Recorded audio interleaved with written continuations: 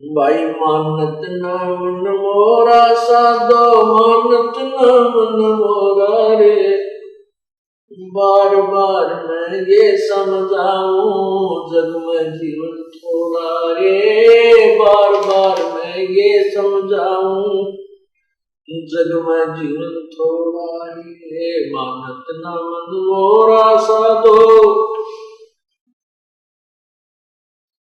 बार बार मैं ये समझाऊं जग में जीवन थोड़ा रे। बार बार मैं ये समझाऊं जग में जीवन थोड़ा रे। इस काया का गर्व न करियो के काला के गोरा रे। इस काया का गर्व न करियो के काला के गोरा रे। बिना भजन कछु काम न आव चाहे, एत्र छड़को चारों ओरा रे। बिना भजन कछु काम न आव चाहे, अत्र छड़को चारों ओरा रे। मानत ना मन मोरा साधो, बार बार मैं ये समझाऊं जग में जीवन थोड़ा रे। बार बार मैं ये समझाऊं जग में जीवन थोड़ा रे। इस माया का गर्व न करियो के हाथी क्या घोड़ा रे। इस माया का गर्व न करियो क्या हाथी क्या घोड़ा रे। जोड़ जोड़ धन बहुत बटोरा, लाखों और करोड़ा रे। जोड़ जोड़ धन बहुत बटोरा, लाखों और करोड़ा रे। मानत ना मन मोरा साधो, बार बार मैं ये समझाऊं जग में जीवन थोड़ा रे। बार बार मैं ये समझाऊं जग में जीवन थोड़ा। दुविधा दुर्मति चतुराई में जन्म गया नर तोरा रे। दुविधा दुर्मति चतुराई में जन्म गया नर तोरा रे। अब भी आने मिलो सत्संग में, करो गुरु ज्ञान पे गोरा रे। अब भी आने मिलो सत्संग में, करो गुरु ज्ञान पे गोरा रे। मानत ना मन मोरा साधो, बार बार मैं ये समझाऊं जग में जीवन थोड़ा रे। बार बार मैं ये समझाऊं। भाई शरण पड़े ने गुरु संभाले, जानिक बालक भोला रे। गुरु शरण पड़े को गुरु संभाले, जानिक बालक भोला रे। कहे कबीर तुम चरण चित राखो, जो सोई बडोरा रे। कहे कबीर तुम चरण चित राखो, जो सोई बडोरा रे। मानत ना मन मोरा साधो, बार बार मैं ये समझाऊं जग में जीवन थोड़ा रे। बार बार मैं ये समझाऊं जग में जीवन थोड़ा रे। क्या बताते हैं कि सत्संग में आने के बाद भी ये मन इधर उधर की सोच में ज्यादा ही उलझा रहता है।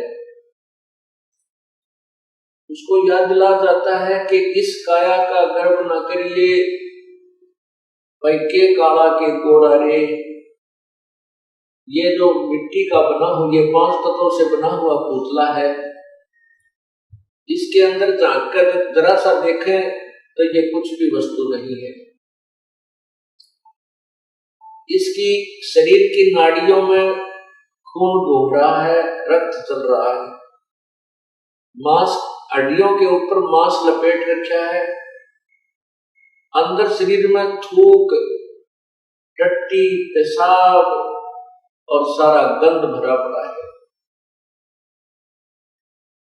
हमारे शरीर की क्या स्थिति है। जैसे आपने एक्सीडेंट के अंदर कोई कुत्ता मरा हुआ देखा और रोड के ऊपर, उसकी आंत कितनी दूर तक बिखरी पड़ी होती है,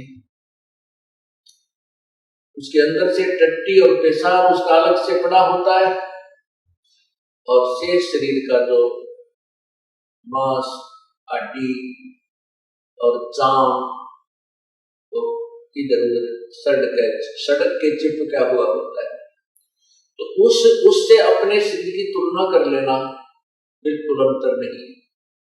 तो इस भगवान ने इसके ऊपर सब ये कुछ अंदर भर के और ऊपर ये पालिश कर रखी। किसी का काली पालिश है, किसी का गोरी है, अंदर सेम मटेरियल है। तो यहां बताते हैं इस काया का गर्व न करियो के काला के गोरा रे, इस काया का गर्व न करियो के काला के गोरा रे, भाई बिना भजन कछु काम न आवे चाहे, नेत्र छिड़को चार ओरा रे, बिना भजन कछु काम न आवे चाहे, भजन कछु काम न आवे चाहे, इधर छिड़को चारों ओर आए। इस शरीर के ऊपर कितना है तो बढ़िया पाउडर छिड़क लो, कितना सुगंधित वस्तु तेल इसका मालिश कर लो, कोई बात नहीं। भाई सफाई शरीर की आवश्यक होती है, नहाना है, साबुन ला लो, वो बात अच्छी है। लेकिन भगवान नहीं भजा, परमात्मा को याद नहीं किया तो इस मिट्टी का कोई लाभ नहीं, ये व्यर्थ है। फिर हम दूसरा गर्व करते हैं, घर में कार हो जाए, कोठी हो जाए। पहले घोड़े, आज तक तो कार, पहले घोड़ा जिसके घर में होता था एक रिच मैन माना जाता था, वो एक साहूकार व्यक्ति माना जाता था। जैसे आज जिसके घर में कार हो वो धनी व्यक्ति मान लिया जाता है। तो परमात्मा बताते हैं कि इस माया का गर्व ना करियो कि हाथी के घोड़ा रे, और जोड़ जोड़ जब बहुत बिटोड़ा, लाखों और करोड़ा रे। अब परमात्मा के नाम बिना यह जोड़ा जड़ा धन ऐसे व्यर्थ हो जाता है। कैसे? एक समय की बात है, अब देखो पुण्यात्माओं, जो हमारे अनुयायी हैं, जब से इस दास को आज्ञा हुई है परमात्मा की महिमा गुणगान करने की, उसी समय से सत्संग सुनते हुए आ रहे हैं। और सत्संग में वही बातें होती हैं जो प्रभु की महिमा की प्रतिदिन गाई और सुनाई जाती है। उन्हीं को बार बार सुनाया जाता है, उन्हीं के विषय में आपको प्रेरित किया जाता है, सावधान किया जाता है और परिचित कराया जाता है प्रभु की महिमा से। तो आपको प्रति बार, जितनी बार भी आप सत्संग सुनते हो और परमात्मा की महिमा कथाओं के माध्यम से सुनाई जाती है, यदि आपको वो अच्छी लगती है तो आप बहुत ही अच्छी भक्ति कर रहे हो, आपके अंदर परमात्मा की चाह है। अन्यथा क्या हो जाता है, जैसे हम प्रतिदिन खाना खाते हैं, रोटी आटा वही होता है और रोटी वही होती है। यदि आप स्वस्थ हैं तो वही रोटी, उसमें दाल सब्जी का थोड़ा बहुत फेरबदल हो जाता है। अगर दाल सब्जी ना हो और स्वस्थ हैं, समय पर आपको खूब भूख लगेगी, और समय पर जब आपको भूख लगी होगी तो सूखी रोटी हो, अचार मिल जाए तो भी अच्छा, नहीं तो पानी के साथ खाकर भी स्वादिष्ट लगती है, पेट भर दिया जाता है। यदि वो व्यक्ति बीमार हो जाता है, बुखार हो जाता है, और मलेरिया बुखार जिसको हो जाता है, उसको रोटी अच्छी ना लगती, उसको वो रोटी अच्छी नहीं लगती, कड़वी लगती है। मनुखा दाग से संतरा उसको बहुत ही कड़वा लगता है। न तो वो सेब कड़वी है, ना मनुखा दाग कड़वी है, ना रोटी कड़वी है। कड़वी उस बुखार ने उस पुण्यात्मा, उस भक्त की के शरीर की अवस्था को खराब कर दिया, जिसके कारण उसको मीठी वस्तु हुई कड़वी लगेगी। इसलिए तुलसी साहब कहते हैं, तुलसी पिछले पाप ते इधर जाना भाव है, और जैसे जोड़ के वेग ते वही भूख विदा हो जाए।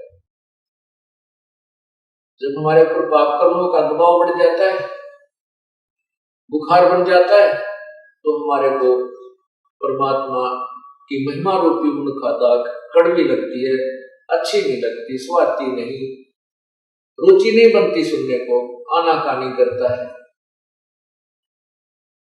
और जिस समय ये बुखार उतर जाता है, जिस समय उसका रोग बुखार जबर उतर जाता है, फिर वही व्यक्ति उन्हीं रोटियों को, चाहे रूखी मिल जाए, सूखी मिल जाए, नमकीन हो, सब्जी मिले चाहे ना मिले, उनको रुचि कर खा जाता है, क्योंकि वो स्वस्थ है।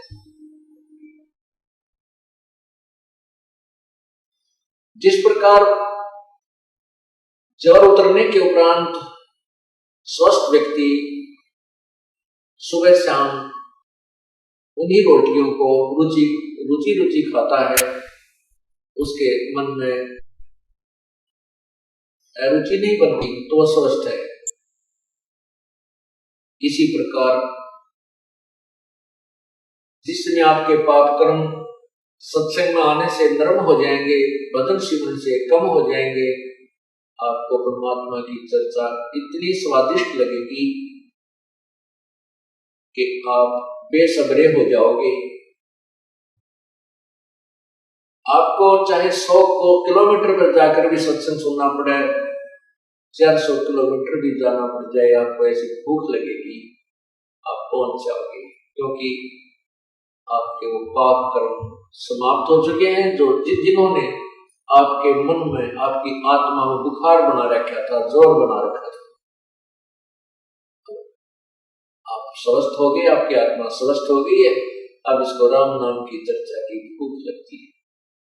तो जैसे भी जो भी प्रतिदिन खाना हम खाते हैं, प्रतिदिन अच्छा लगता है तो हम स्वस्थ हैं, और जिस दिन अरुचि होगी समझो बीमार हो जाएंगे।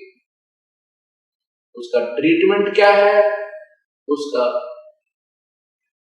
उपचार क्या है? उपचार यही है कि उस रोग को खत्म करने के लिए कड़वी गोलियां ही खानी पड़ती है।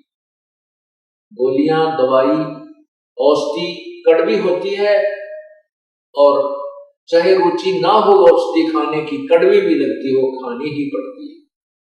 और कड़वी औषधि खाने से रोग कट जाता है। इसी प्रकार आपने कभी कभी सत्संग सुनते सुनते रुचि बन जाती है कि ये कथा तो हमने सुन रखी है, तो समझो आप बीमार हो गए। आपके अंदर पाप कर्मों का कोई दबाव कहीं ना कहीं से बन चुका है, और यदि आपके अंदर गदगद होती है, चाहे आपने 100 बार सुन रखी है, 1000 बार सुन रखी है कथाएं, और उतनी ही रुचिकर, और रुचिकर क्या, उसको सुनने के बाद फिर रोम रोम खड़े हो जाते हैं, कितनी बार सुने, क्योंकि वो तो हर बार सुनने और हर बार याद रखने की बातें हैं। फिर आपकी भक्ति, आपका